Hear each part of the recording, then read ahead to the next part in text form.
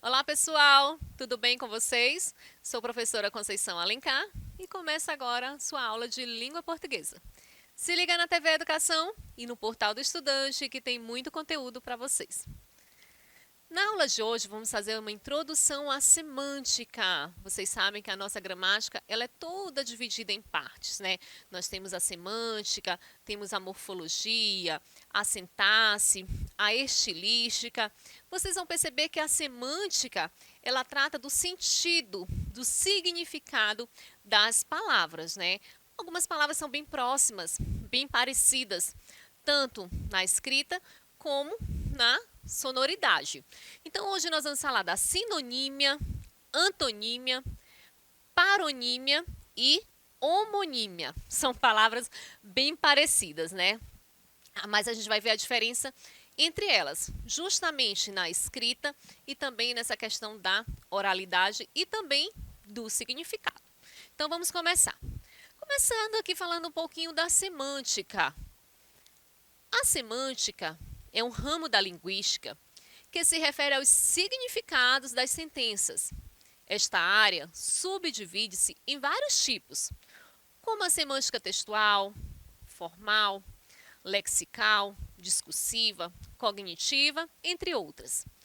Todas possuem o mesmo objeto de estudo, o significado. Sabemos então que as palavras possuem significados, dependendo do seu contexto, de seus usos. A semântica, então, investiga o significado dessas palavras. Então, é justamente esse o objeto de estudo da semântica, o significado das palavras, o sentido das palavras em determinado contexto. Uma única palavra pode ter vários significados, de acordo com o contexto em que ela é empregada. Então, vamos lá para os dois primeiros conceitos, sinonímia e antonímia. Peguem aí, ó, bem o início da palavra, sinonímia. Nos lembra um conceito bem conhecido, né? Sinonímia e antonímia.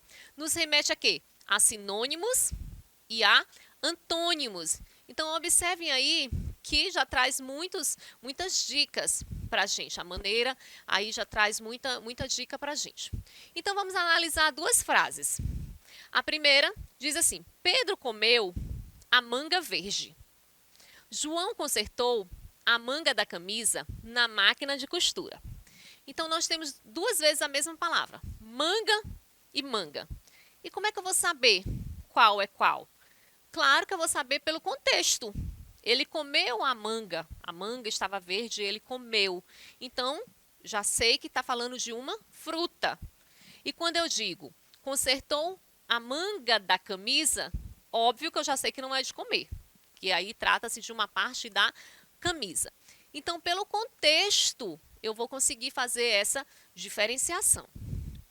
Tanto um como dois, a palavra manga possui a mesma grafia, pois carrega sentidos distintos, diferentes. Na primeira, refere-se à fruta, enquanto na segunda está se referindo ao vestuário. Para os falantes da língua portuguesa, essa distinção irá ocorrer naturalmente, sem grandes problemas, pois possui o conhecimento internalizado de sua língua natural.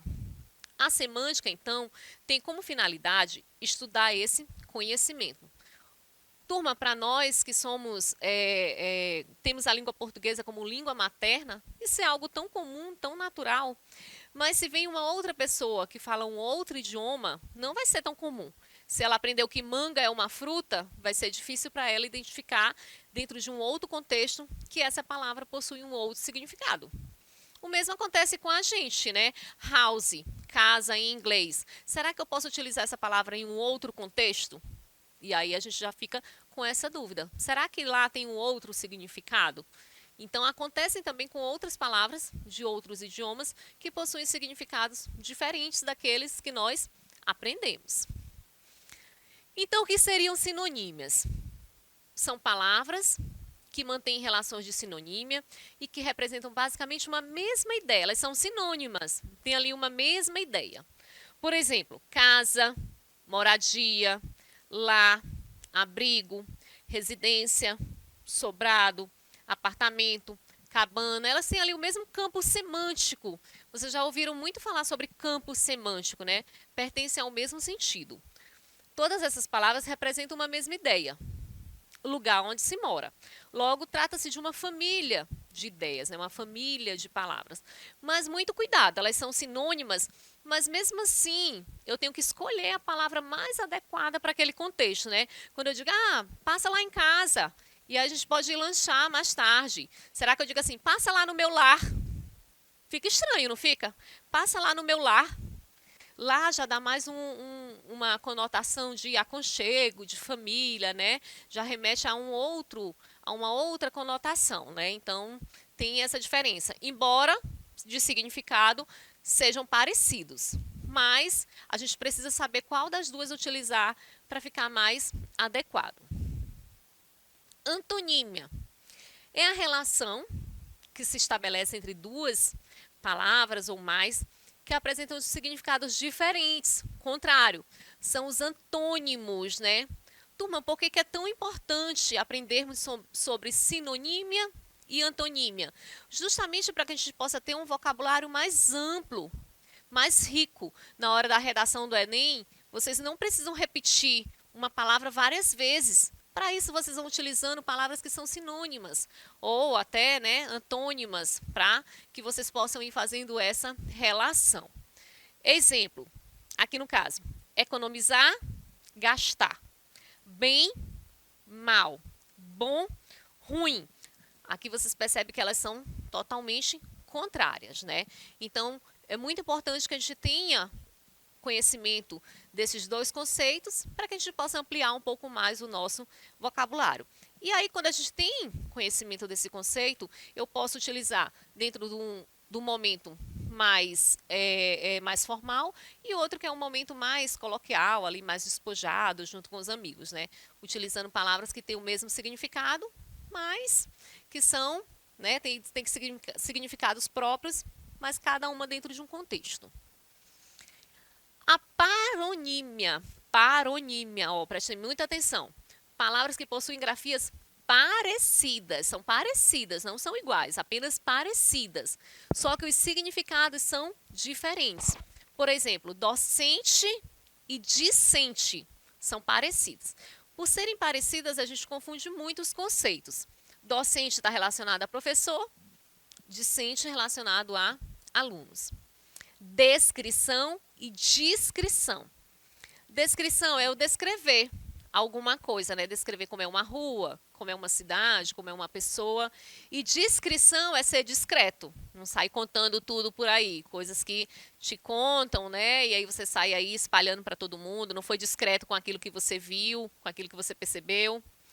Diferido significa adiar e deferido é que foi concedido, deu certo, você fez uma solicitação e ela foi deferida, né? Foi concedida. Continuando aqui as paronímias. Atenção! Não é incomum haver confusão entre as paronímias e as homonímias. No entanto, é de se observar que aquelas, né, as paronímias, não são iguais na pronúncia e nem na grafia. Paronímia, elas não são iguais, nem na pronúncia e nem mesmo na grafia. Elas são apenas parecidas, tá? Então, por exemplo, abjeção e objeção.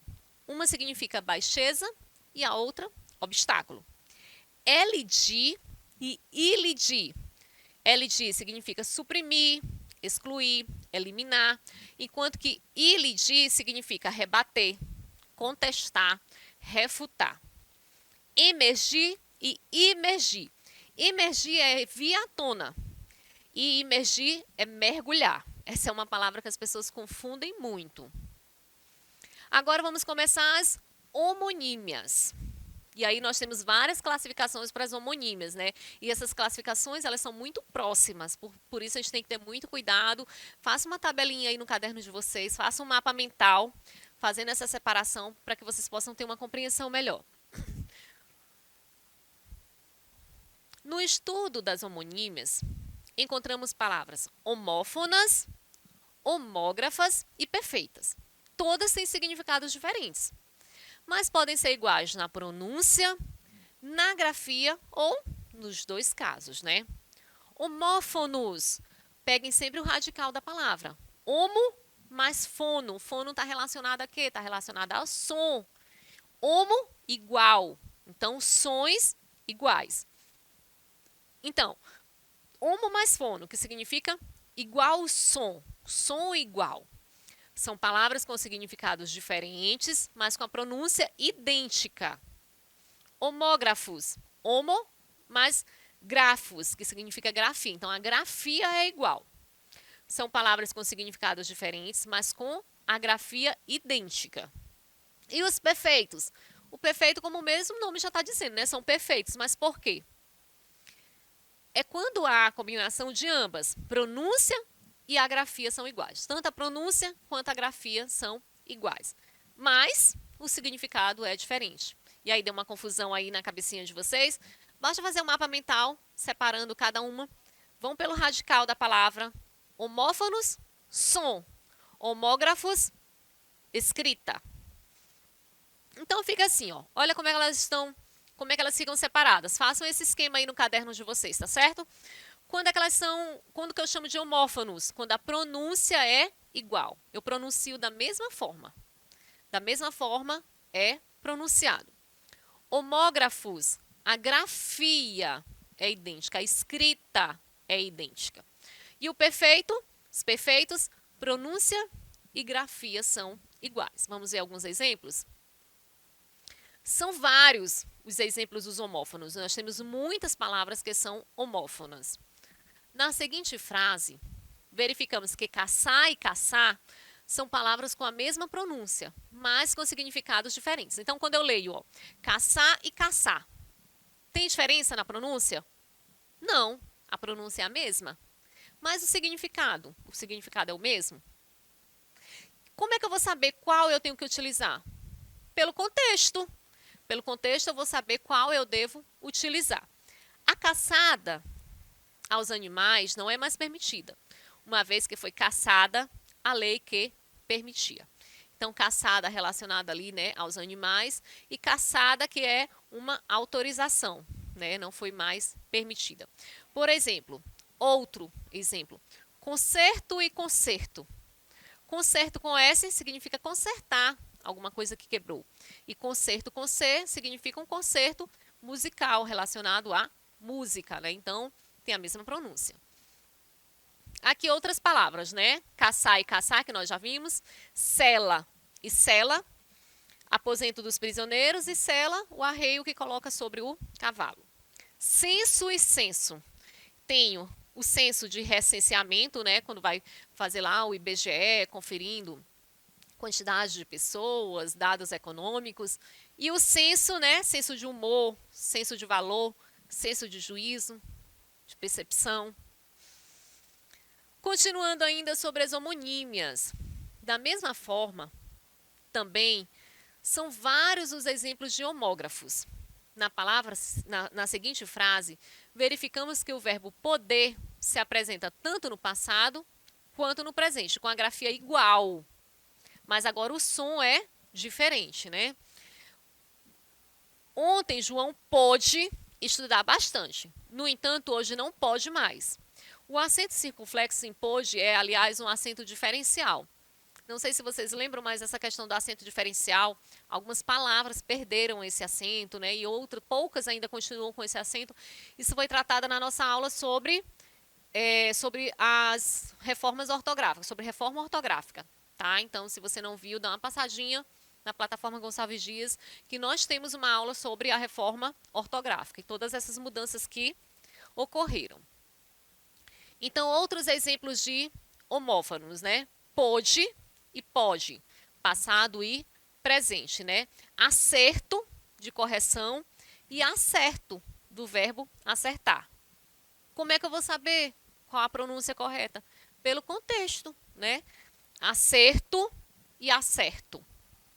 Colher, colher e colher. Pega uma colher para mim. Talher, né? Ele colheu uma fruta, né? Colher. Vou colher uma fruta. Aí, no caso de pegar, apanhar. Então, a pronúncia aí, ela fica um pouquinho diferente, tá? E por fim, em relação aos homônimos perfeitos, cuja grafia e som são iguais, trazemos o seguinte exemplo.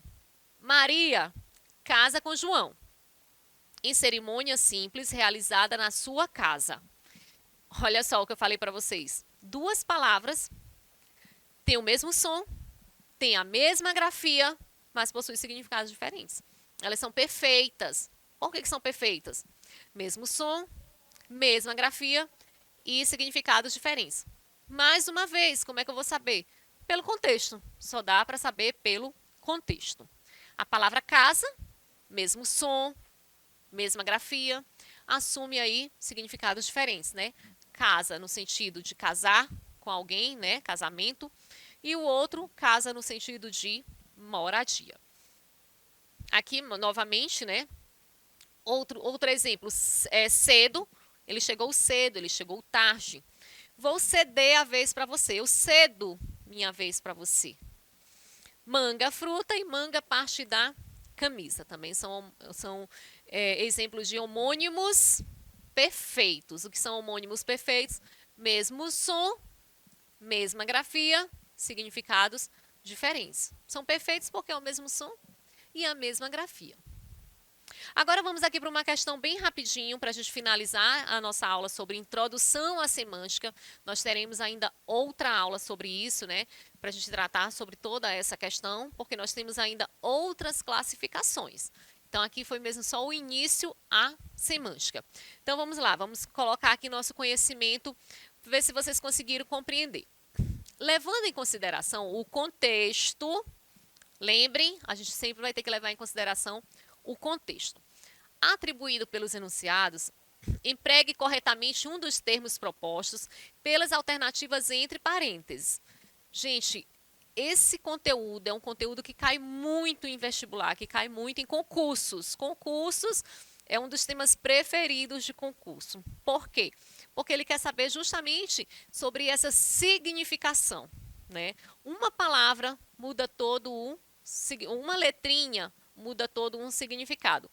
E se vocês observarem bem, passando pela cidade, vocês conseguem perceber essa diferença, né? Vocês vão perceber nas placas muito esses pequenos erros ortográficos, né? Por quê? Porque a pessoa quer dizer uma coisa, mas escreve de outra forma. Vocês já viram alguma placa assim, conserta-se bicicleta com a letra C? Tenho certeza que já viram por aí, consertar algum equipamento com a letra C, não é? Então, na verdade, trata-se justamente sobre essa questão que nós estamos tratando nessa aula. Então, vamos ver aqui as opções. O atacante aproveitou a jogada distraída e deu o cheque no adversário. E aí, cheque com CH ou com X? Qual é o significado de cheque com CH e com X? O visitante pôs a sela no cavalo de todos e seguiu a viagem. E aí, sela com C ou cela com S? No presídio, todos os ocupantes foram trocados de cela. Mesma palavra, né? Olha a pronúncia, cela, cela. Né? Não tem diferença na pronúncia, tem diferença apenas na escrita. O filme a que assisti pertence à Sessão das 10. E aí? Sessão com C, sessão com 2S e sessão com C e 2S. E aí, complicou um pouquinho? Pois é, não tem outra maneira da gente saber se não for treinando. Treinando bastante. Não adianta, turma, vocês apenas aprenderem o conteúdo. Vocês precisam fazer questões, precisam ir respondendo para ir tirando essas dúvidas que vão surgindo, tá? Façam muitas questões de vestibular, questão de concurso, que vocês vão, de forma bem natural, conhecendo esses conceitos. Então, vamos lá, a resposta, né? O atacante aproveitou a jogada e deu um cheque mate no adversário, né? Cheque com CH seria... Quase ninguém nem usa mais cheque, né? O talão de cheque pagou com cheque pré-datado, nem se utiliza muito mais, né? O visitante pôs a sela no cavalo, com S, e no presídio os presos foram trocados de cela com C. O filme a que assisti pertence à sessão das 10, né? Então, toda vez que falar de sessão, sessão das 10, sessão do cinema, vocês já sabem que é com dois S's. Sessão, quando começa com C, significa ceder, né? Ele fez a cessão das terras, ele cedeu as terras. Então é isso, turma. Aguardo vocês na próxima aula. Um grande abraço.